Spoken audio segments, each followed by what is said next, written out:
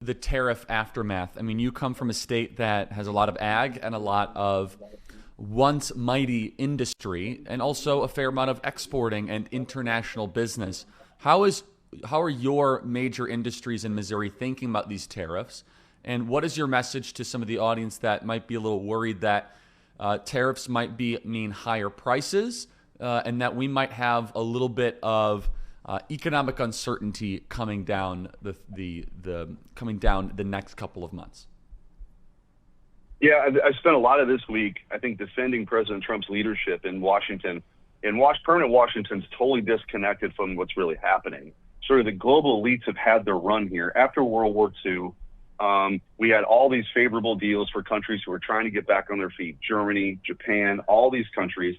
And with the goal of defeating Soviet communism, okay, we won. After the Cold War ended, though, we didn't adjust at all. So you can't buy, or you don't see an American car in Europe. You don't see an American car in Japan. You don't see an American car in Korea. Yet all of their cars are in our markets because they have erected these barriers over time through tariffs, trade barriers, in China specifically, stealing our IP. It's been very unfair to us.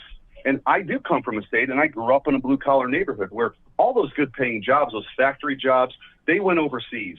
Fentanyl, we got fentanyl in exchange. And so my message is America isn't an economic zone. America isn't some strip mall with an airport attached to it. It's a people. It's a place. It's our home. And we finally have a president that's willing to stand up and say, you know what, we've been treated very unfairly. We're going to treat you like you treat us. And now look what's happening.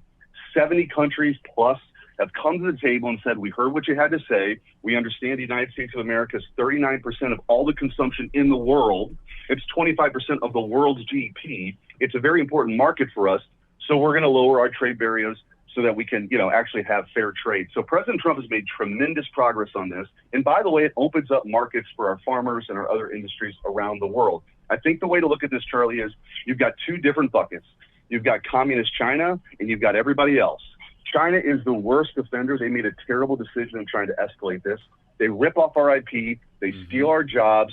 They create trade barriers. They say, oh, yeah, no, you can't sell your chickens here because you didn't wash them properly, or you can't sell your electronics here because there's this bolt that's out of place. So it's not just the tariffs.